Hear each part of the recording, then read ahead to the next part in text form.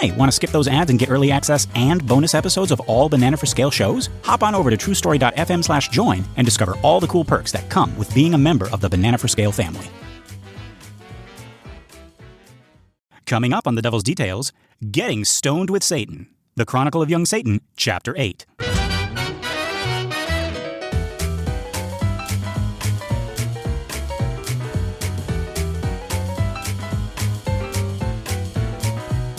Good morning, Star, and welcome to another episode of The Devil's Details, a show where we dig up, decipher, dissect, and deconstruct the many forms of the devil. One of my names is Lester Ryan Clark. And I sometimes go by Cain and Abel. And we're just two lost souls hitchhiking down the highway to hell. And yes, folks, we're still in Azeldorf, in lovely Azeldorf. Come on, if you're looking for a place to see the scenery and enjoy our many statues, you can hop on over. Skip on over to lovely Azeldorf. It's very quaint and picturesque. Don't mind the ball juggling. And please come to admire our statues, but if you are alone with it, don't do anything weird. Yes, for any don't. reason. Yes. No, it's just a statue. It's just a statue. So you ask too many questions. Stop asking questions. Yes, and you will get to meet the local color here. We have many picturesque. I know I said that already. People. We have we have a priest named Father Adolf. The most evil Adolf we have ever had in Austria so far. Knock on wood. Why do you always say it like that? I don't know. Just foreboding. Just accept this for what it is. Yes. Just accept it. This is the inevitable. But no, we're still in Azeldorf. This is Chapter 8. We're getting close to the end, Keenan. Mm-hmm. And once again, I said I have only read the fraud version all the way through, and I know that there is no way that they're going to end it the way they ended the fraud version, because I know that the fraud version was made by tacking on the ending of the actual mysterious stranger onto this Chronicle of Young Satan. All right. And it fits, and I'll tell you how it ends once we get to it. And it actually fits much better with that story. There's no way they're going to end it that way.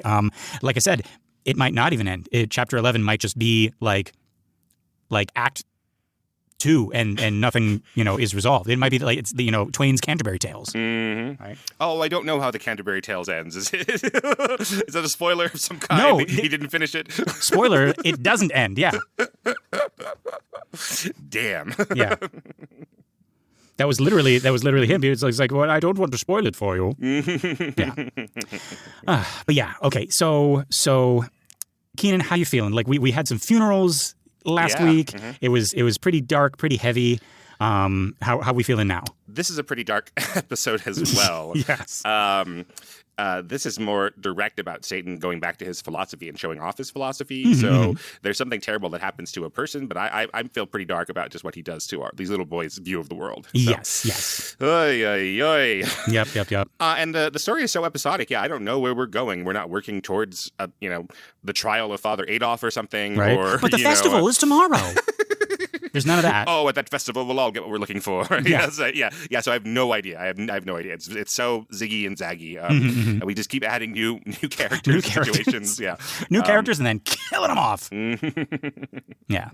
But yeah, so yeah, let's jump into this chapter. This is Chapter 8. So a little while after the funerals, Satan turns up again in the woods, in the exact same spot where the boys first met him. And the boys are overjoyed because life is always. They keep on mentioning this. They keep on saying that like life is dull without him when he's not around. They're addicted to him. Keenan, would you rather have dull or incredibly sad and tragic? I have chosen for my life dull instead of incredibly sad and tragic. Yes. Sometimes dull is not too bad, No. I read my books. I think about how the Canterbury Tales might end. Yeah, and I'm normally not disturbed. Yes. Yep, I get the same lunch every day. It's nice, it's peaceful, and nobody drowns, and it's great. Yeah. But yeah, so Satan's back in town, folks, and being boys, they ask him to put on a show, right? And he asks if they would like to see the history of the progress of the human race. And of course, they say yes, right? It's the monkey's paw of children's entertainment. Yes.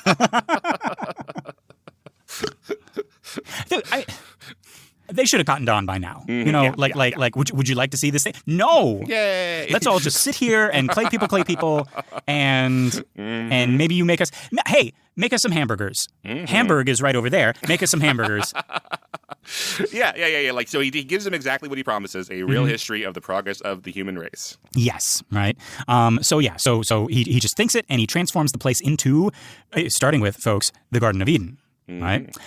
They watch Abel praying at his altar. Then Cain comes walking toward him, and he's so real and present that he nearly steps on Theodore's foot. And he speaks to Abel in a language that they don't understand. I like that. I like that Twain put that little detail in. That, like, oh yes, of course, Adam and Eve and Cain and Abel would not be speaking English. Right.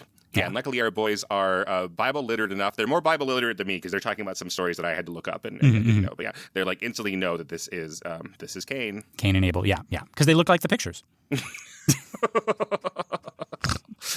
As you imagine Cain and Abel, does Cain look like a murderer? You know, from the very later on he gets marked as a murderer.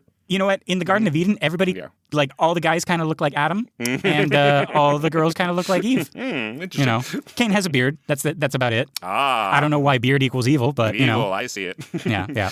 But you're growing out your beard, right? I know. I'm getting more and more evil every day. Yeah. But yeah, so Cain gets violent, and right as it's about to happen, the boys turn away, but they can hear the blows and the shrieks and the groans, and then silence. And then when they look back, Abel is lying in his own blood, and Cain is standing over him, vengeful and without remorse. Twain made sure to put that, like not like, oh my God, what have I done? I've killed my own brother. I'm the first murderer. You know. None of that. It's like make sure that we know that Cain is evil from the get-go. He's vengeful and without remorse. Yeah, when I read the Bible story, it does strike me that Cain is more worried about getting caught than worried about the blood on his hands or anything. Right. Am I my brother's keeper or whatever? Yeah, worried about the blood in his hands in a figurative sense. Yes. He's more concerned about the blood in his hands in a literal sense because it will get him caught. Yes. Okay, I want to make that clear. And that's also something like I do appreciate, and I've seen this in other like works of Twain, where he does take time to talk about the more unpleasant things of our religion. Maybe not even like in his retellings of the Bible, but like when we were talking about burning that lady for a witch last week, right? And they talked about the boys turned away because they were hearing the shrieks and the screams and everything like that. Nobody talks about that in the other literature. It's like, oh yes, we're burning a person alive. Like they're going to be shrieking and screaming and, and all that. And then here to take these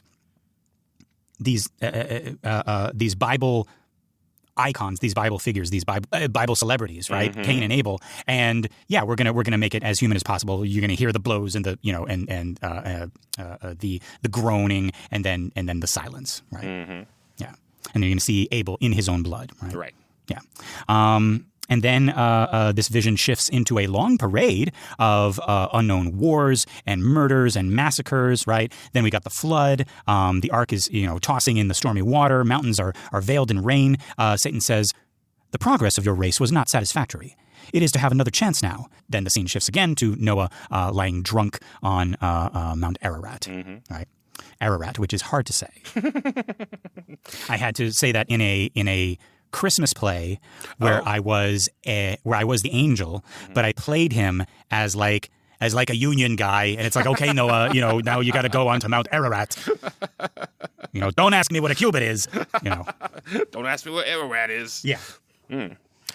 Yeah, and then like Noah getting drunk after the ark is like one of the great Bible mysteries. Like no one really understands like what we're supposed to make of what that. The point is. Yeah. Why we're mentioning that? Is Noah a bad guy at the end? We have no idea. Yeah. It's just like happened with Solomon too. It's like Solomon, he's built up as wise and also able to control demons, and he's powerful and everything like that. And then his fall from grace is kind of pitiful. It's like oh yeah, he got drunk and horny, and he sacrificed to what was it, Moloch, and that was it for him. And why did he do that? Yeah, I don't know. Oh, something to do. It's pretty Don't dull. do that. It's pretty dull out there in the desert. But yeah, then we got Sodom and Gomorrah. Satan describes it as the attempt to find 2 or 3 respective people there. Then Lot and his daughters in the cave. Then the Hebraic wars. The victors massacring the survivors and their livestock, keeping the young women alive and distributing them. Then Jael, the character Jael. I had to look up who this was. I don't remember. Yeah. Do you want to give a little summary? She is she's an Israelite hero, I think, but like I think the point of the story is how vicious she is in like killing the enemy commander. So like she was like incredibly vicious for it. I think you're supposed to be like, oh, hooray, Jael, and you're supposed to go like, oh God, oh God, oh geez. So I think that's what that's about. Yeah, I always wonder about these tales because like, and this was told to me, by my priest when he was talking about like this the historical stuff in the Bible versus the folkloric stuff, right? And then the mythical stuff, like the Garden of Eden and stories like and the flood. And he was specifically talking about the flood. He actually said this to the congregation. He's like, this didn't actually happen. This is the mythology. This is like what you tell the kids on the long ride to Jerusalem. It's like in the story of the flood and the story of Garden of Eden and everything like that, right? And I wonder about these tales like Jael and like the exploits of King David and when he was young and all that stuff. And I wonder if it like stories like those evolved as many stories do around a campfire, and you're telling the kids about the great heroes of the past, and they'd be like, it's like, oh, like did he slay the cattle too? Yes, he slew the cattle too, and oh, what about the and it like I like. Or I wonder if some of these details came about because of retellings around the campfire, and the children are just like, but what about the servants of the house? But what about this? But what about that? Right? Because you can see that happening, and you can see the kids being like, but like, what about Lot's donkey? And then it's like, okay, like, and now Lot's donkey is a part of the story. I know there's not a donkey in the story of Lot, but like, you know what I mean? There's a salt lady. Yes. There's a salt lady. What happened to his wife? Well. And so I actually wonder, like, I wonder if there's been like a study. There's got to be like of how these stories evolved. I remember like like in the Viking myths, it's like mom, dad, like why is the sky making like all these weird noises? So, well, that's the god Thor. It's like, well, how's he making the noises? Well, he's got a big hammer. Well, where did he get the hammer? It's well, he at the hammer store. Go to bed. Yeah, no, but no, that's what I mean. It's like and well, he won it in a contest. It's like, well, which contest? It's like, who were the other contestants? And so you have to like. To appease the audience, you have to like fill out the world and fill out the story. And I wonder, like, folks, just for funsies, if you're weird like me, go back and look at some of these older stories of the Bible and cross-check it with that kind of like idea in your mind, like of the audience of like little kids being like, well, what about this? What about this? And see if it doesn't like fall into place that way, Yeah. Yeah, I know you can study, biblical history and spend your entire life doing that and being a PhD and all that. And it's too hard work for me. I think you have to know multiple languages, which I don't. It's very difficult. But yeah, that is fascinating stuff. Yeah, yeah. And then of course, like when we get into, it feels weird to even say more recent history, but like when Rome occupied Jerusalem and everything like that. And it's like, and then the Romans were writing everything down, and you had censuses and. Sensei. Yeah, you had all that stuff. Like you have actual records of other people writing about the same war and and stuff like that. But these earlier tales of like the exploits of this great Samson and Delilah and David and Goliath and and all that stuff, right? Like I am fascinated to think how those stories evolved. Right? Yeah. But yeah, so, we got that here. We got Jael slipping into the tent and driving a nail through the temple of her sleeping guest. Ew. And yes. And the boys are standing so close when the blood runs that it reaches their feet. Like that. Then we got the Egyptian wars and the Greek wars and the Roman wars, right? The earth is drenched in blood. This is what Satan is showing them, right? The treachery of Rome against Carthage, the massacre of those brave people, right? As our narrator puts it, right? Caesar invading Britain, right? Not because those barbarians had done him any harm, Satan explains, but because he wanted their land and wished to confer the blessings of civilization upon their widows and orphans. I like how Satan kind of lays that out, right? Yeah, because then he'll shift into start talking about what civilization is here. Right. Mm-hmm. Like in the same way he talks about the moral sense. Right? And then he says Christianity is born, right? Ages of Europe march past, Christianity and civilization walking hand in hand, leaving famine and death and desolation in their wake, Satan notes, as signs of the progress, quote unquote, progress of the human race. Then we got the Inquisition, right? What a show. Yeah, I was caught between that and being like, and Taylor said, well, I didn't expect that. Well, no, I didn't expect that. Yeah. But yeah, thousands of heretics writhing under torture, thousands burned at the stake, always in the pleasant shade cast by the peaceful banner of the cross, Satan observes. And in the middle of all of this, as almost like an incidental detail, they witness the St. Bartholomew's Day massacre. Christian murdering Christian by torchlight. Yeah, so... I don't know if we should get into any of these or should like. I mean, I think the point is he's mentioning most of these, and the boys are supposed to just sort of know what they are, and the audience I think is supposed to know what they are. So yeah. So I was making a joke about like, oh, the boys are pretty well studied in biblical history. I don't know what some of these are, but really it's that the audience is aware of these things. I think. Right. Yeah. And we did talk about Twain in your biography of him like being more and more. Upset or more and more disillusioned with the division between Christian sects.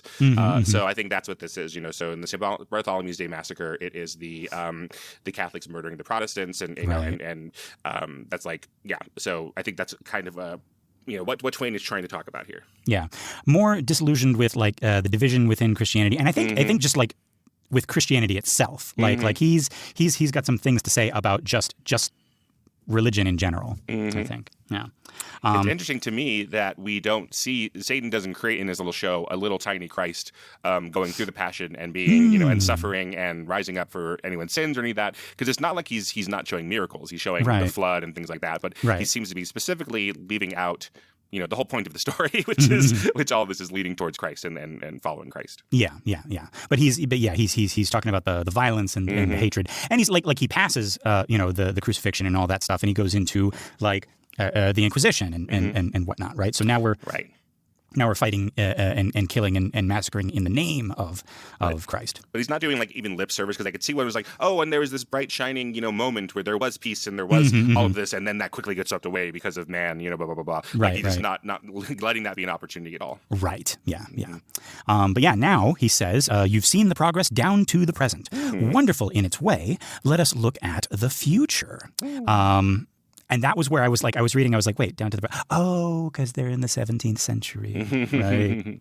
I was like, aha, okay. Now, future meaning like up to Twain's time, right? Up to the reader's time, right? Yeah. So in a year or two, will be Blenheim and Ramelius. Blenheim and Ramelius, am I saying that right? And then blank stares from the boys.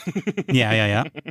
Yeah, these are wars from the War of the Spanish Succession, battles from the War of the Spanish Succession. Yeah. You see, he says, you have made continual progress. Cain used a club. The Hebrews used javelins and swords. The Greeks and Romans added armor and military organization. The Christians added gunpowder. No, they didn't, Twain. That was the Chinese. I got so mad reading that. Why didn't they see that when they were in China a couple weeks ago? This is China. Oh. Wow. What's that man doing with that black powder? Never mind. Let's go somewhere else. The next thing that comes, like I see what he's trying to do, and it's a beautiful, dark, sarcastic, satirical statement that he's making, but it just stuck in my craw. It's like the Christians invented gunpowder. No, they fucking didn't. Right? But let's hypothetically just for the statement that this proto George Carlin is trying to make. Let's forget that the Chinese made gunpowder. But he says, Christians added gunpowder. 2 centuries from now, they will have so perfected the instruments of slaughter that all nations will have to admit that without Christian civilization, war might have remained a poor and modest thing forever. In that day, the pagan world will lie entirely at the mercy of the crowned bandits of Europe. And they will take it, furnishing in return the blessings of civilization. 9 years from now, a Prussian prince will be born who will steal Silesia. This is Silesia. Wow. Plunge nations into wars, lead a life of treachery and villainy, and be admiringly called the Great. Yeah, this is Frederick the Great of Prussia. Yes. All right. 66 years from now, a Corsican will be born who will drench Europe in blood and spread Christian civilization far and wide, also called the Great. I didn't look that up, but that's Napoleon, right? I think so. I guess we should. I was like, oh, I'm so sure that that's Napoleon. I'm not even going to look it up. But then we got on microphone. So wait a minute. I should. 66 years after Frederick the Great. Napoleon was from Corsica. Oh, there we go. Yes. England will begin swallowing India. France will have a revolution whose bloody exhibitions will surpass even St. Bartholomew's Day. Wars everywhere across the next century, every one of them a crime on the part of whoever started it. An English queen will reign more than 60 years and fight more than 60 wars, spreading civilization generously and profitably. England will take a weak state's diamond mines by robbery, politely done. Failing to seize another state's gold mines by piracy, she'll manufacture a war to take them along with that state's independence. A Christian missionary will provoke the Chinese, who will kill him in a riot and will be made to pay for him in territory and cash 62 million times his actual value. This will provoke China into revolt, and that will be Europe's chance to move in and swallow it. And the band of royal Christian pirates will not waste the opportunity. All right, so far so good, Twain. You're proven right so far. Bad 1,000 in your predictions. Yep. Then, Satan begins laughing in this most unfeeling way, mocking the human race, even though he can see that everything he's been saying has shamed and wounded the boys. Only an angel could do that, Theodore reflects. Suffering means nothing to them, and they only know about it secondhand. All right. I like how Theodore is now reminding us of this. Like he's been told it enough times by Satan, and he's like, well, these angels, they don't know any better, right? Right. Yeah. Then they start to in this chapter. They're starting to really empathize and even be jealous of what it is to be an angel, which is I don't think we've seen that thread before. Right. And in Twain's world, to be an angel is to be ignorant and innocent of all of this stuff. Right. Right. Yeah. Well, so that's our story of civilization. I want to mention that he seems to be placing the beginning of man's downfall with Cain, with the first murder instead of with Eve, which is, biblically, scripturally told us that's the first sin. I didn't even think of that. Interesting. So his version of it, is absolving Eve in some respect and saying that it's Cain who created violence, who created murder. Right. Oh, okay. That just that flew right past me. Huh. Okay. Yeah. So is this the first mention of the Garden of Eden on our show that doesn't blame Eve? Yeah, we might just be taking that so much for granted. Damn. Okay. Wow. Okay. But yeah, the boys mention a little bit sadly that they had tried more than once to convert Satan to better ways, and his silence had seemed like a kind of encouragement. This speech makes clear that they hadn't made any impression of him on him at all. Right? They keep their grief to themselves, knowing it's not the right time to press the matter. Right. Right. But yeah, Satan finishes laughing, and then he says, remarkable progress indeed. In 5 or 6,000 years, 5 or 6 great civilizations have risen, flourished, dazzled the world, and disappeared. And not one of them, except the latest, ever invented a truly sweeping way to kill people. They all tried, killing being the earliest and most persistent ambition of the human race. But only Christian civilization has scored a triumph worth being proud of. 2 centuries from now, everyone will recognize that all the competent killers are Christian. And then the pagan world will come to school to the Christian, not to learn his religion, but to buy his guns, such as to kill missionaries and converts with them. Okay. So again, we know it was China that invented gunpowder, but what do you think of this damning of Christianity done by Twain right here? I think it's really interesting. I mean, it's certainly brave for someone writing at his time. I think that would still be brave for someone to write in our time, or to be on a CBS sitcom and say something like Right. this. It'd be quite something. So, the speech like marries progress with war, progress with murder, and seeing those things just elevating, and then again, even though progress is not in quotes in the actual Right. text, it feels like it should be, like the way Twain is referring to progress. Oh, I see what you're saying, like sarcastically, like progress. Yeah, exactly. Yeah, and linking Christianity with murder again is brave. It is true enough. I mean, like historically, I think that Twain might not know enough about other people's histories to know that Christians don't have a monopoly on murdering in the name of religion, etc. But Sure. But like most Christians of the time, I think even most Christians today, like don't like hearing that these things are linked together, and that. Well, of course they don't. Right. So it's a pretty crazy out there thesis, which is I mean, in terms of like how shocking it is, because it's borne out by history, of course. Yeah. I think whenever the target is religion, I think what makes it such a good target is the irony of, and like we can go beyond, we can talk about, we got the rise of Islamophobia in the United States once again, and people criticizing it for their perception of it. I'm not even going to say like their incorrect perception of it, right? But I think that's what it is. I think it's like the irony of all of these things, right, being done in the name of any religion, right? Because like usually a religion is about love the God and love your fellow man, and kindness wins out, and love conquers all, and all of that, and family and neighbors are important, and all of that. Oh, what's that? You have a God who says the exact same thing, but looks slightly different. I am going to kill your entire people, in his name, Yeah. So I mean, like, again, I don't know if Twain is probably not as. I mean, he's a learned man, so I don't mean to be like he's ignorant or anything, but like Shia and Sunni violence, like Bashar al-Assad and people like that who are like using, or Saddam Hussein, like using their sectarian violence, to get power, et cetera. Like those things exist, obviously, and but the idea that Satan is saying about like Christians being the preeminent killers of people, like I think it's both historically true and also strangely like a Christocentric view of the world. Yeah. I think that's why I'm trying to like no there are other killers from other religions too, because like it basically is saying like the only world that counts is the Christian world as well.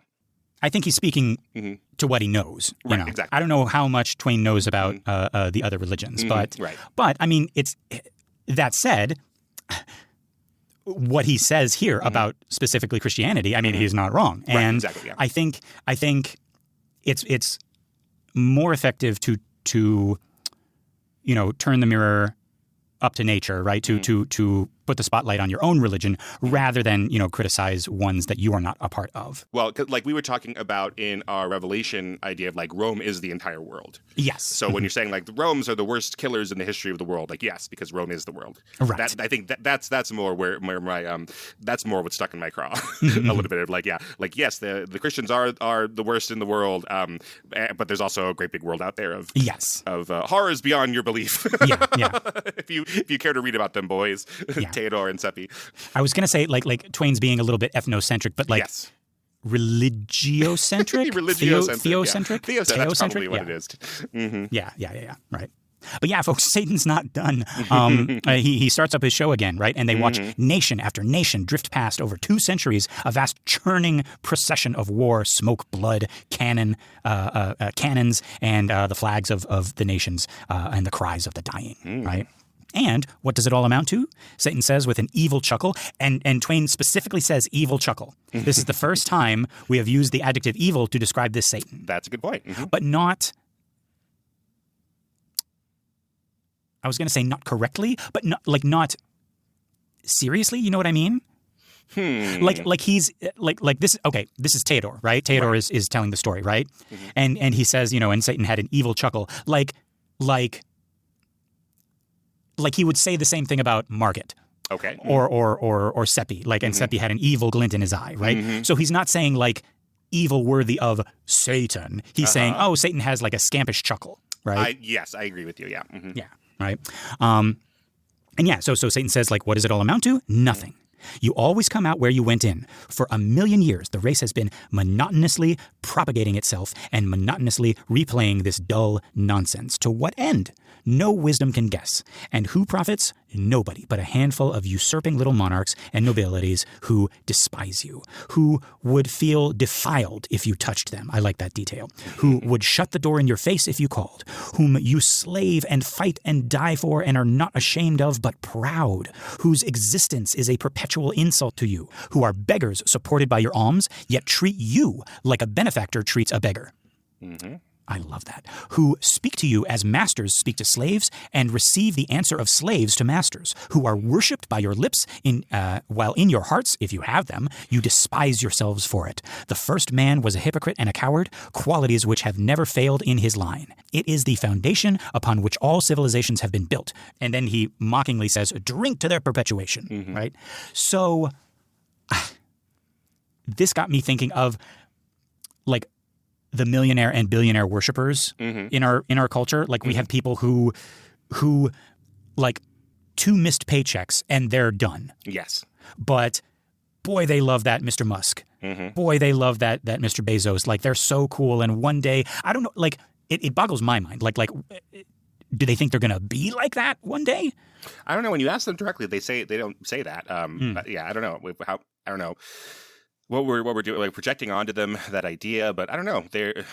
It saddens me. Like now we're thinking about this like real seriously, and I don't know. We let Elon Musk become a trillionaire for a little while, and we just all let that happen. And people are celebrating it. It was like we the first trillionaire. Wow! It's like, oh god, like why? Like I don't know why that's to celebrate. I think that's very sad. Yeah, but yeah, I don't know. But to your point, like people celebrating their own serfdom and celebrating the people who are making them serfs.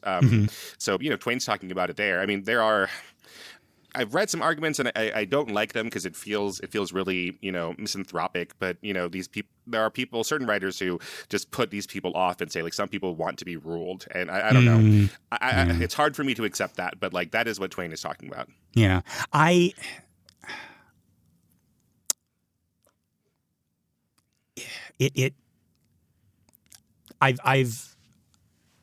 looked at countless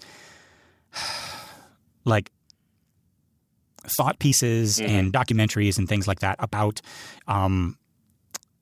people like happily serving or like worshiping people who would want nothing to do with them, who would like step over them in the street, and it is a human thing, a human like psychological thing, and I don't know like. And I don't know if anybody knows, like, is it like I'm going to be like you one day or is it like a sports thing where it's like you represent me and it's like you're like one of ours has done good, like, I don't know. But Twain through Satan here is painting a pretty accurate picture of it. Like the like, and I especially like, these people who are beggars supported by us and treat us like the beggars, right? Like that's such a a great turn of phrase, I think. Yeah, I think that it makes sense because there's a history in places like Europe that had monarchs, etc., or people in Japan, Japan or places like that where there's a history of monarchy. In America, it's such a strange thing to encounter because you're also told that America is about freedom and individuality, etc. And there was a great meme that I saw once. It was like, "I'm an outlaw. I love my freedom. My 2 favorite people are the cops and my boss." Yes. I was like, "Oh wow, that's really biting." Like, but I've seen that. I've seen people, say such things. I'm a lone wolf, and and I'm a member of the Lone Wolves Club.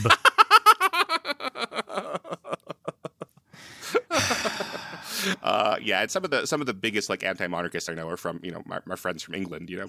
So I mean, certainly like I'm not saying like everyone from England or everyone from Japan or someplace with a monarchy is pro-monarchy. Like clearly. No. And again, I think we got to chalk it up to human nature because what does it say about us as a nation? We specifically were we left a monarchy. It's like we're going to have our own country with blackjack and hookers, and we went and we made a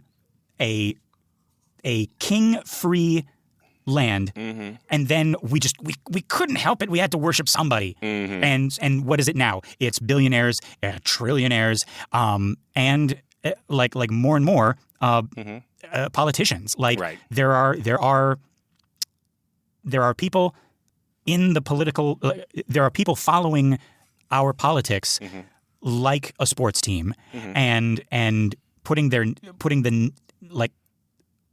favorite politician's name on their bodies, like in the form of clothes or a tattoo or a hat or something like that, right? And the other half of the country can't fathom that. Like I don't, there's not a piece of clothing or a cup or a commemorative, whatever, plate with like Obama or Biden's name on it anywhere near me. I can't understand that, A Biden cup sounds like the biggest nerd thing I could imagine walking into your space and seeing it. Can you imagine? Seeing a Joe Biden cup.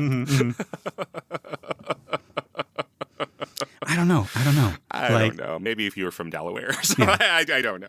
No, maybe, yeah, it's like home state, whatever, right? I don't know. I almost got a little. This is as close as I ever got because first American Pope from Chicago. I was born in Chicago, and I like there was a little sticker that you could buy for real cheap, and it just says "My Pope is dope," and it was a picture of him young, and he looked like a blues brother, and I was like, but like. No, I'd be like the epitome of hypocrisy if I did that. Like, no, I'm not going to do that. But it just to be clear, folks, it was because he was from Chicago. It wasn't. It had less to do with my Catholic upbringing or anything. It was just we got one of ours in the Vatican. Hey, he's walked on my streets. That's New York, I know, but but I think it is a human thing. Like. Even in this great experiment, this 250-year-old experiment, it's like we're gonna have like a country without people that we worship. It's just like the White House is our house. The politicians work for us. Like this is our country, and we still have a large chunk of the population that like buy merch, with politicians' names on them. And I don't know. I don't get it. But maybe it is just like a human thing.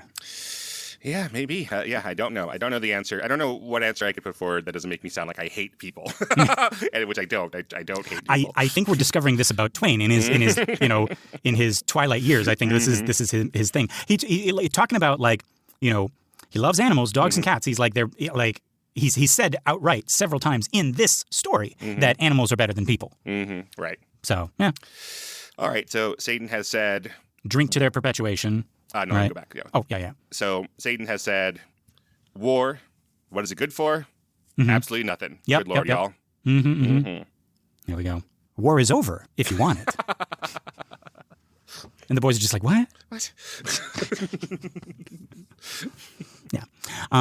But yeah, then he sees their faces and how badly they're hurt, and he stops, right?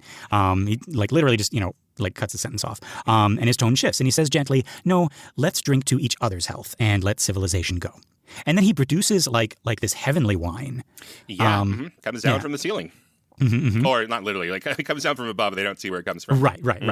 And yeah, they drink. They reach up and receive these new cups. It's very biblical, like receive the new cup, right? And they're these shapely, beautiful goblets made of no material that they can name. Apparently, it's alive with color. The colors are in constant motion, flowing and meeting and breaking in tides that flash into explosions. What did you envision? Seppi turns and he's like, mine's got Ken Paxton's face on it. He's like, oh, I've got Mumtani. I'm like, oh, glug, glug, glug, glug, glug, glug. Oh, look at this one. When I pour a hot beverage into it, you can see Bernie Sanders' face. Satan, how'd you do it? Those cups are too fancy for my house. We didn't have any color-changing cups when I was growing up. But no, I really like this description. I've talked about this before. Like, as cool as I think it is when someone like Lovecraft is like, I could not describe it, so I'm just not going to. Yeah. I like this kind of thing where Twain is like, it's indescribable, but I'm going to try. Yes. Yeah, and so like cups that are moving in a way and they're alive and they're flowing against the water that's in them and all that stuff. Like, I love it. So I don't know what I see, but I do see like just some wonk ass shit happening in front of these kids, and they cannot believe their little hearts. Yeah, I'm seeing like. I mean, Twain had no way to know this, but like I'm seeing like, you know, like those colorful screensavers that are kind of like, you know, where the colors are just kind of like flowing and ebbing and, you know, and all of that stuff. Or like, have you ever seen like the surface of a bubble against like the reflection of the sky, and you just see the colors just kind of like, you know, moving? It's like oil and water, just kind of like the stripes of the colors stay within each other. They don't like mix, but they just kind of flow and whirl, and you know, that's what I'm seeing. Right. Yeah. And to assign this to like a heavenly cup. So that's what. So he's giving us like what heaven looks like and what heaven tastes like. You know, and it's not like, you know, harps and clouds and, you know, and stuff like that. Right. And then so it's again, the boy is getting this taste of heaven, and then Seppi says this sad thing that feels like a non sequitur. Yep. Yeah. So after drinking, Seppi's like he says worshipfully, he says, we shall all be there someday. Or no, he says, we shall be there someday, right? And then he glances at Satan, clearly hoping Satan will be like, yeah, you'll all be there someday. Right. But Satan seems to be thinking of something else entirely and says nothing. And this gives Theodore the chills, because he knows that Satan hears everything, right? So poor Seppi knows this too, and he looks stricken, and he doesn't finish the sentence. Right. And he's not like, it's not even that he's embarrassed for saying something embarrassing. He's like embarrassed for thinking it, for like feeling it. And he knows that they all three of them know what he was feeling, because they were all feeling it. The sense that like by drinking these crazy collectible cups that they were experiencing a brief, you know, taste of heaven. Oh, I think he's thinking of a little bit more. I think he's thinking that, I guess this means I'm not going to heaven. Oh, no. I do know what you mean. Yeah, that's exactly. No, we're on the same page. But I think it's not that Seppi is like, I can't believe I said that out loud. Like he knows that they all were feeling the same thing. You know? Oh, okay. And so like he doesn't even have to finish his sentence. He knows that like, oh gosh, like, I can't believe that like it's like, it's one thing to be told that you're not getting to heaven. It's another thing for like being caught in being really sure you're going to go to heaven.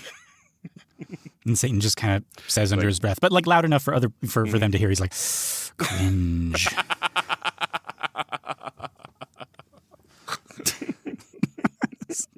Oof. Yeah. Anyway. Yeah. But yeah, the goblets rise and they sail up into the sky, 3 radiant points of light, and then they disappear. Why didn't they stay? Theodore wonders, right? It seems a bad sign. So not only does Satan not say anything, but he's like, okay, drinks are done. Right, you ruined it. Yeah. You made it weird. Right? Will he ever see his again? Will Seppi? He says he still doesn't know even now. He never asked, and Seppi never asked. Some things are better left alone if you want to stay comfortable. He has doubts about Seppi's goblet ever returning, and knows that Seppi has the same doubts about his. Right. And that unspoken knowledge keeps them from prying any further into each other's fate beyond the present life. Yeah. And yeah, so now Twain offers this little interlude. Satan, he says, should never be pictured alone. He always has a retinue of stray animals following him around. They are fascinated by him, and he by them, mutually enchanted. He often says he wouldn't give a penny for a human company when he could have better. So this is what I was talking about, right? Like, this is Twain speaking through Satan, saying that animals are the better species. Well, not species. Animals are the better race. Yeah. Right? Yeah. Cats are the craziest people. Yeah. But yeah, he says animals are better because, in a sense, or he says animals and angels are fond of each other because, in a sense, they're kin. They're connected by their shared freedom of the moral sense. And kin in another way, too. To Satan, as to animals, there are no unpleasant smells. Satan says unpleasant smells are an invention of civilization, like modesty and indecency. The natural man, the savage, Twain says, had no shame about smells or nakedness. These are civilized corruptions. Through their time with Satan, the boys come to enjoy the company of many animals that previously repelled them. The exception is the polecat. Of course, it's always a polecat. I meant to look up what a polecat. I've heard the term over and over again. Let me look up what a polecat is. Like, it's a little weasel guy. Oh, okay. I didn't know this thing. Yeah. Oh, I like him. All right. So now, what are you saying? A polecat is genuinely graceful and handsome. Yeah, I agree. Yeah. But only an angel can truly enjoy its company. Is there some like lore on polecats that we're missing out? Like that Twain knew? Like, are polecats like the pigeons of Twain's time? Everyone just hates a fucking polecat.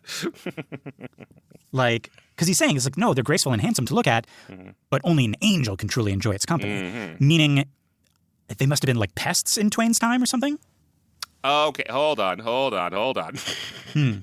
They're not the same animal, but in the southern United States, which is where I believe that Twain would be from. Oh, it's the rattlesnakes all over again. Polecats are skunks. Yes. Okay. Okay. All right. I just thought of that. I just saw that.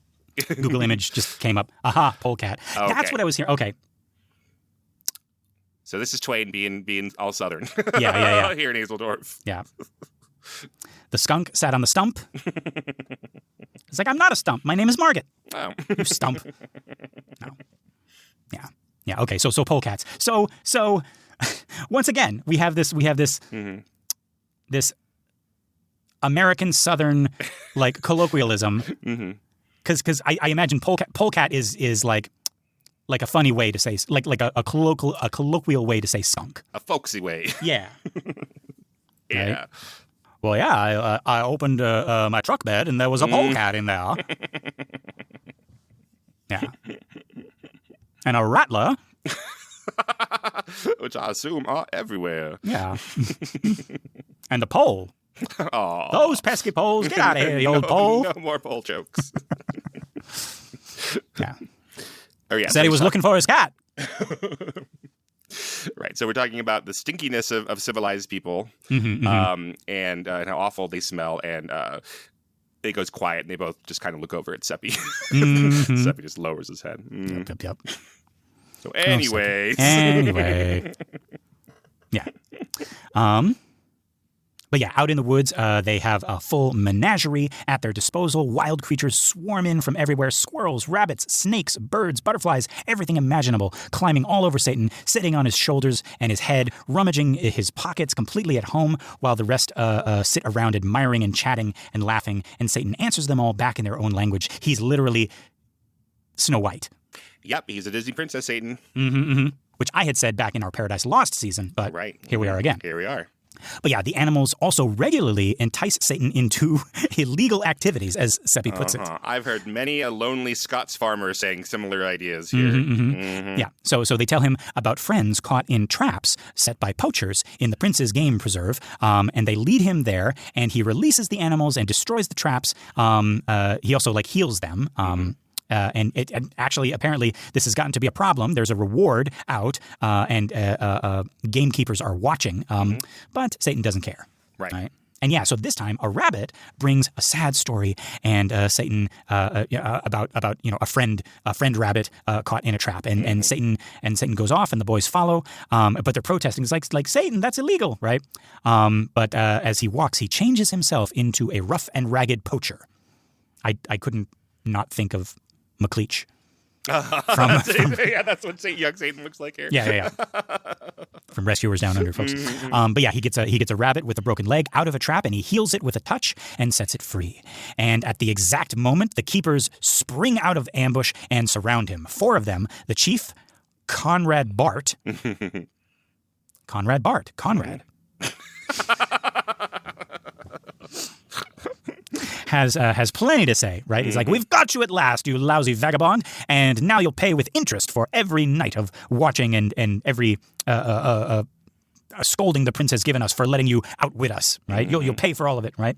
And Satan says there's been a mistake. He's not a poacher, and he gives his honor. He's innocent. The keepers laugh. Bart says, we had Bartel, now we have Bart. Twain. This is the Bart. This is the Bart. But Bart says he shouldn't tell lies. He has no art for it. Satan says calmly, you haven't seen me before, so how do you know that I'm the one you're looking for? Bart says with grand dismissal that he doesn't waste time arguing with vermin. Give your name and where you're from. Satan says he doesn't choose to share either. So I'm not going to give you my name or where I'm from. Right? And adds that Bart is mistaken in thinking Satan doesn't know him. He knows all four of them and knows things about each of them that the magistrates would very much like to hear. This makes them furious. They want to like tie him to a tree and whip the insolence out of him. But Bart says, wait, let him speak. Let him cook. Every lie he tells earns him a separate flogging. Right? Okay, what do you know about Casper? Right? And Casper's one of the guys, right? He's friendly. Yeah.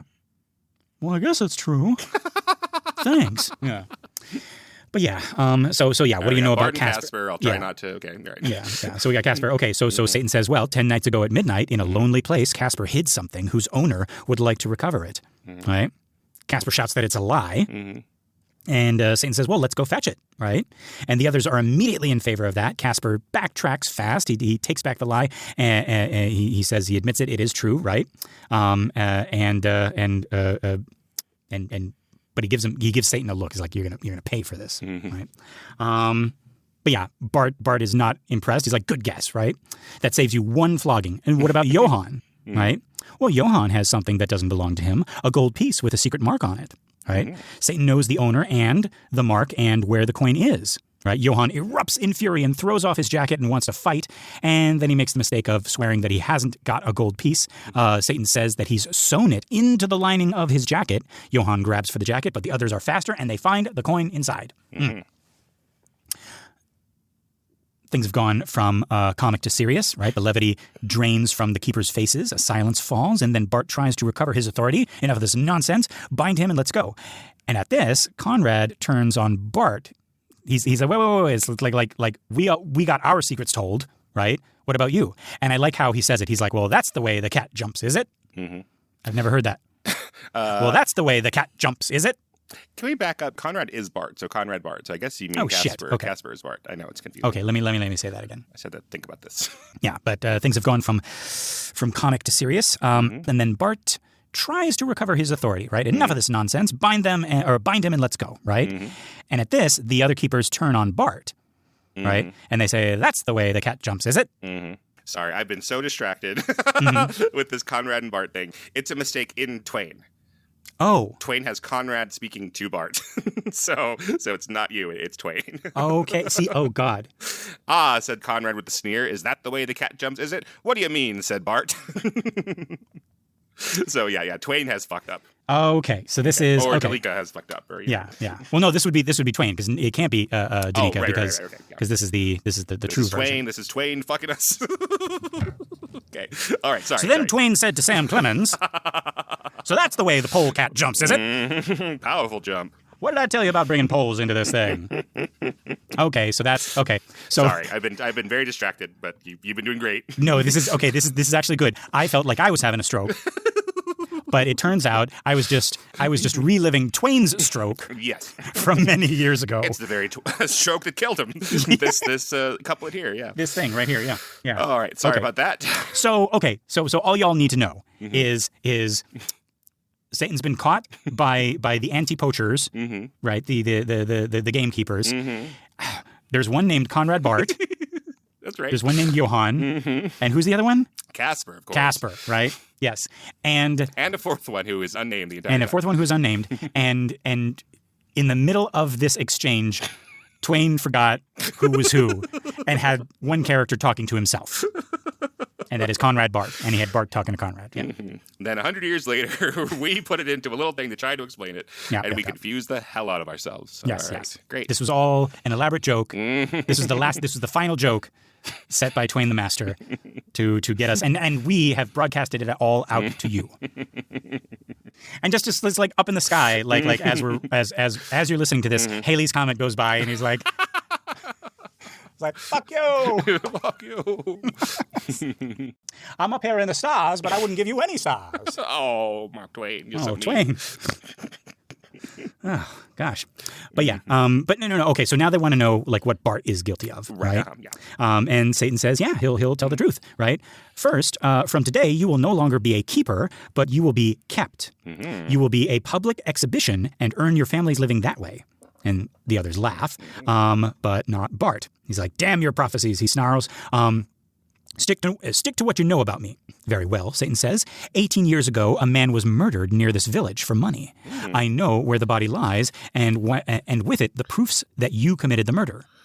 Not Jacob Hine, whom you sent to the gallows for it. So he even names the guy he framed, right? That's 2 murders by my count. And before anyone can think, Bart has his gun pressed to Satan's chest and his finger on the trigger, but he never fires. Satan turns him into stone. Clothes, gun, murderous expression, and all. Right? And while the other 3 keepers, because there are 3, just so you know, folks, even though one is not named, and even though one was 2 for a while, while the other 3 keepers are staring at this statue, Satan transforms himself into Father Adolf. Hey, Father Adolf's back from the moon. Hey, he's juggling rabbits. Yes, and polecats.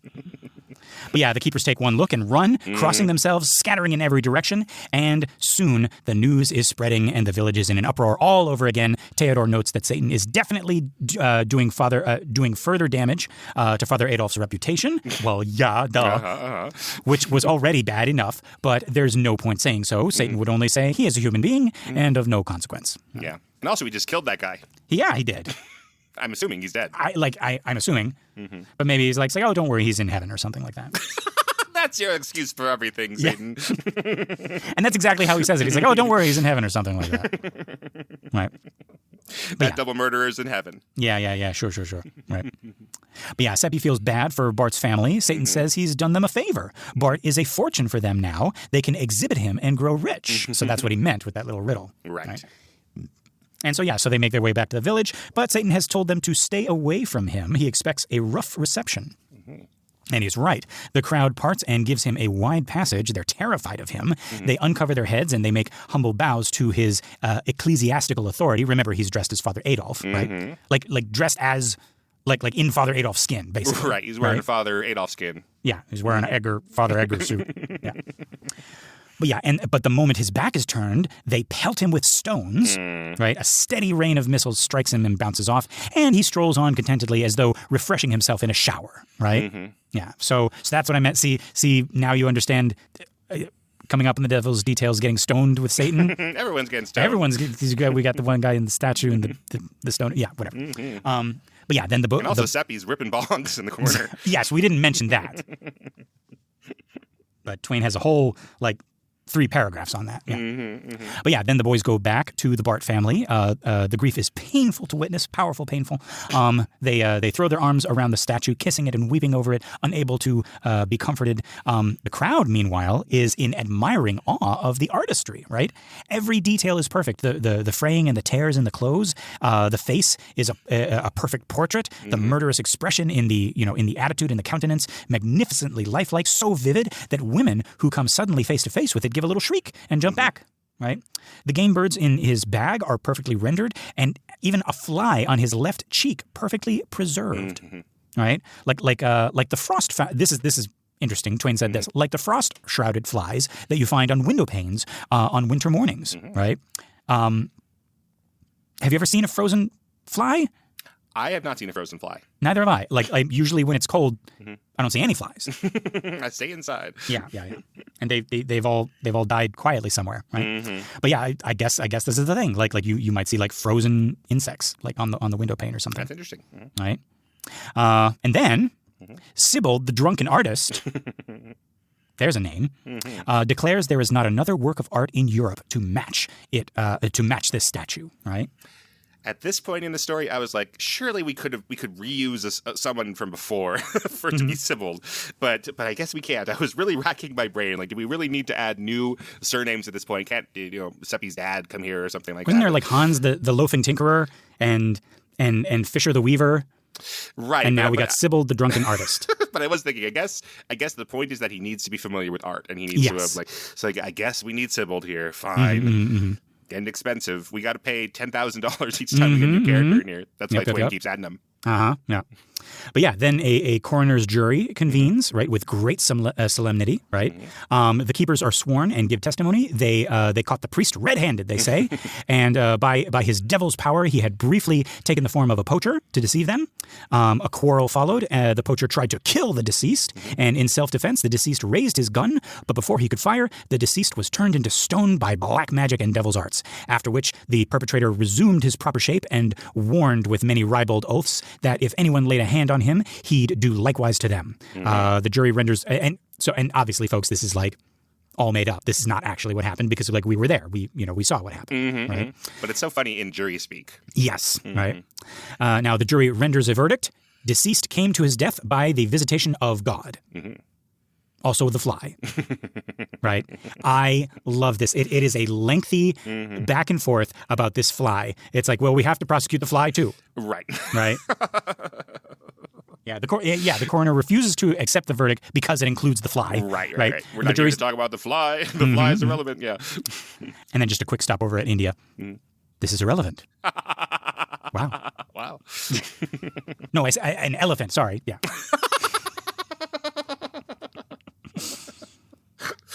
I just wanted Seppi or Theodore to be like, irrelevant.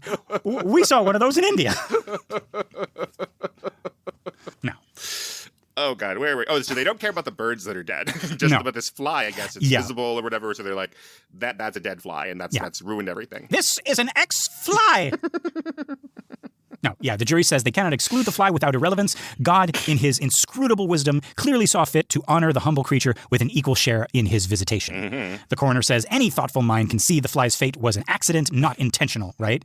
And the foreman shoots back, if there was an accident, no verdict can be reached at all, since there's no way to determine which party fell by accident and which by intention. So they're basically saying like if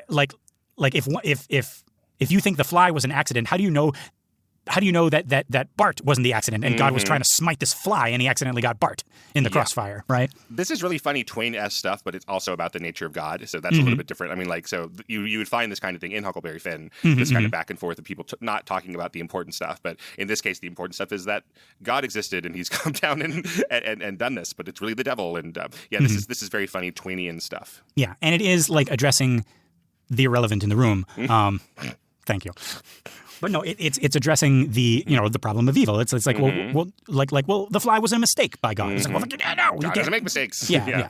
So love it, love all of this, right? But yeah, the coroner says that the foreman is an ass. An Azel, right? Sebald the drunken artist. I love that his whole title is always mentioned, right? And some others applaud this and are called to order. The coroner continues, to the reflecting mind, there's no difficulty here. The intention would naturally fall on the party of chief importance. The deceased, who, as a man, an office holder, and a Christian, clearly takes precedence over a fly, which has no legal recognition and cannot in reason claim to share equally in a divine rebuke meant for one party only. The foreman responds with heat. How do you know that there was an accident? Is it in the character of the deity to deal in accidents? Is he such a poor marksman as to fire at one and bring down two? How do you know what the fly had been doing? I love that. How do you know what the fly had been doing? The fly could have been an asshole, right? Are you privy to the privacies of God? Is it your high privilege to sit in judgment on his acts and at your salary? It is self-conceit gone mad. It is blasphemous impertinence. Right? And Sebald the drunken artist is in the background. Twain has this kind of like little parentheticals of him going, yeah. He's like, good, even better. Good. Right? Oh, yeah, good. You tell him. You go. The foreman, with great gravity, this jury cannot concede without the most awful irreverence that an all-compassionate Providence would lift its hand against even so humble a creature as a fly without just and righteous cause. So we're saying the fly must have done something criminal. Right. We will not concede this fly fell by accident. This fly was guilty of some offense hidden from us, which we are not privileged or to pry into. What it did is a secret between itself and its creator, and perhaps the coroner. But it was guilty, and that guilt is witnessed and forever established by its fate. Let it be a lesson to us all. And then the coroner says, okay, then you stand to your verdict. And the foreman, impressively, God helping us, we do. And to the issue, we commit our lives, our fortunes, and our sacred honor. Not even a sparrow falls, and neither does a fly. The alleged Christian fell by the dispensation of God, the fly likewise. Such is the verdict. And then Twain I think the first time in this whole damn thing, switches to German and says, "Wir können nichts anderes," right? Meaning, we can do nothing else. We cannot. Right. Okay. All right. Or we can think nothing else, or we can say nothing else. Yeah. I see what you're saying. Yeah. Or it can be no other way, basically. Right. It can't be helped, right? Right. The whole assembly. C'est la vie. Yeah. Like I think like this is a mic drop. Okay. What do you think about? I mean, obviously this is unfinished. What do you think of this little this one German sentence? Maybe was this the one German sentence that he knew? That he knew, right? It's the one that he knew. But the coroner is not having it. Like the coroner wants the fly removed from the whole case. Like, we're not talking about this fly, right? But the foreman, like the jury, right? They're like, no, we're either this fly's in the case or there's no case at all, right, Your Honor? And then the coroner's like, okay, then there's no fucking case. And he just throws the case out, no verdict. And without a verdict establishing the cause of death, he cannot issue a burial permit. And so that means the deceased, meaning the statue, must remain unburied in consecrated ground, right? Right. He may be a suicide. Right. Like, meaning, like Twain says, may be a suicide, meaning I think, like, he's allowed to be a suicide. I think it is like they're saying, well, that's God's will, so maybe God intervened here and he must not deserve to be in heaven anyways. Yeah. Because otherwise we would have had a verdict, right? And the family wails and pleads. The coroner is unmoved. The law must be respected. Remove the petrifaction. Remove the petrifaction. Right? I like how the statue. Yeah, they don't quite want to call it a statue yet. It's not. It's a real guy in there, I guess. But yeah, it takes 22 men and a 6 ox cart to load the statue and haul it to the Bart homestead, followed by the weeping family and the entire crowd walking uncovered. Crepe is hung on the door. Twain says this, like crepe paper, like bunting, yes. Okay. But yeah, there's a wake that night. There's a wake that night. I just realized that. What are you doing tonight? We're going to a wake. I'm going to a sleep. I'm going to a wake next morning. I'm sorry. I'm just going to pat myself on the back for that. Anyway, and why didn't Twain do that? Like, that's such a great... Oh, well, anyway. Okay, yeah. So there's a wake that night. And a funeral feast the next day. All the proper decencies are observed, even invitations sent out for the funeral, though the date is left blank since no burial permit has been issued. After some months, when the first mourning period expires, the family puts Bart on public exhibition. It is a sensational success. Children and servants admitted at half price. Crowds from all over the empire and beyond. Italian image dealers paying for the right to make and sell small casts of him. The family grows quickly rich, and in the next generation, they purchased nobility in Germany at the going rate, Twain says. Many years later, the statue is sold, passes through many hands and many countries, and has long since ended up in the Pitti Palace. Are we saying that right? I like the way you're saying it. Pitti. I Pitti prefer Palace. the Pitti Palace, yes. Okay. It ended party at the Pitti Palace. Yes, it ends up in the Pitti Palace in Florence, earning its living as a Roman antique.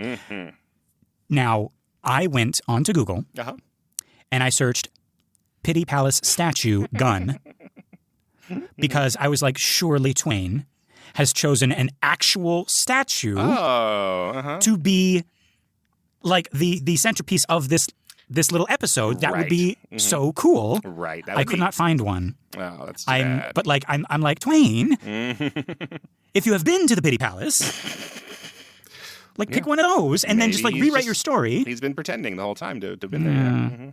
Let's see, hang on. Because I've never heard of this particular palazzo. Yeah. Okay. Just a quick Google image search of Pitti Palace statues. We could have changed this story and said that Satan met a big fat naked guy in the woods riding a turtle. Yeah, that sounds pretty cool. Do you see this one? No. I want you naked ones. I want you to take this journey with me. Find the big naked guy on a turtle. Pitti Palace statues. Oh, I see him. Yeah. Yeah. So rewrite the story, Twain, and it's like, and then Bart put out his hand, was like, whoa. What did you say about my turtle? And then statue. Yes, if I understand, if this is from Roman times, then this guy is dumb. What? He's got a big old thing.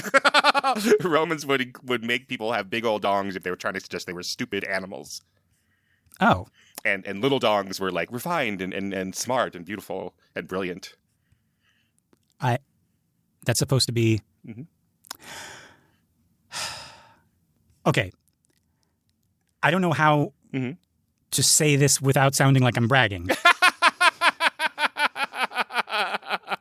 Go on. So you're saying,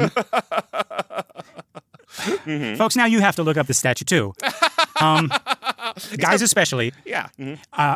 So okay, Keenan, you just blew my mind with some historical culture. So you're saying that the Romans depicted apish, stupid men, with big old balls and big old dongs, and the teeny peeners, right? Like Michelangelo's David, etc. Yes, exactly. Mm-hmm. Are the height of sophistication and everything. Yes, exactly. And you're telling me that this fat guy sitting on a turtle is supposed to be on the dumb side. I would say that he's got big old balls, very I'm genital forward picture. I would say. Ooh, that's a good way to say it. Genital forward.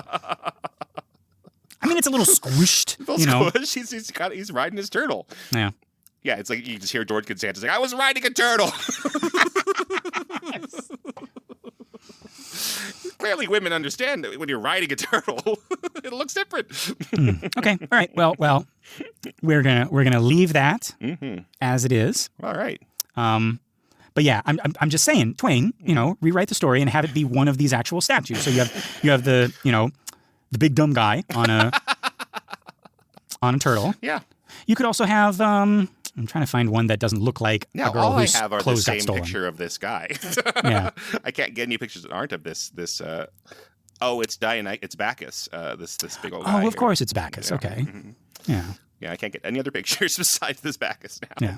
No, I would like if I'm doing like if I get reincarnated as Mark Twain, I'm just saying, right? Yeah. And I'm writing this story. First of all, it's going to get fucking published. And if I meet anybody named Payne or Danica, I'm like, get the fuck away from me, right? And secondly, I'm gonna go to the Pity Palace. I'm gonna find my favorite statue, and then I'm gonna like make this Bart guy like he's gonna be the statue in the Pity Palace. I love it. Yeah. So, but that's my one critique of this, right? Yeah.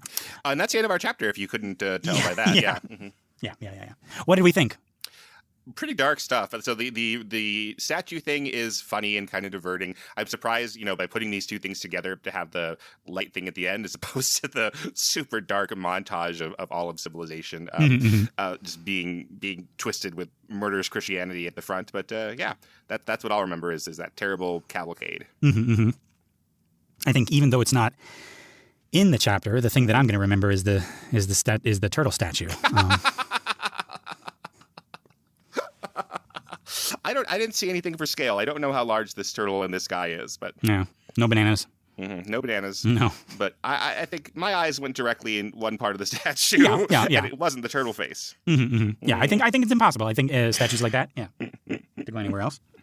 Yeah, but yeah, what do we think at this point? I know of one other thing that's going to happen. Okay.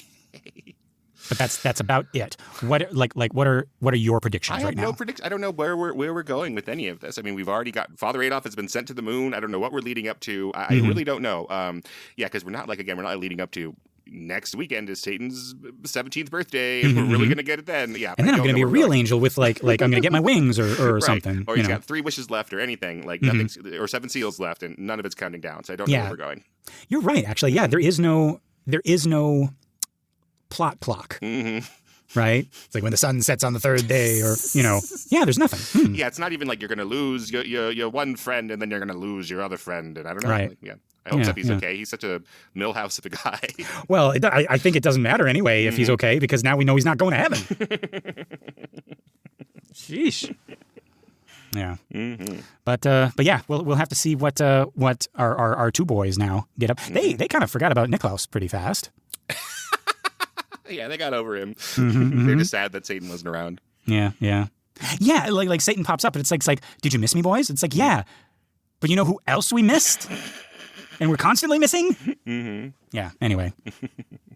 Yeah, but yeah, I'm curious to see how this shakes out. Mm-hmm. All right, but yeah, folks, this has been another episode of The Devil's Details. I've been Lester Ryan Clark. You can summon me on all the socials as Lester Ryan Clark. And I've been Keenan Diaz, and you can invoke me on Instagram and Letterboxd as Howdy Keenan. Yeah, find more of our shows and other really cool podcasts at truestory.fm, or feel free to drop us a message at Banana for Scale Mail. That's MAIL @gmail.com.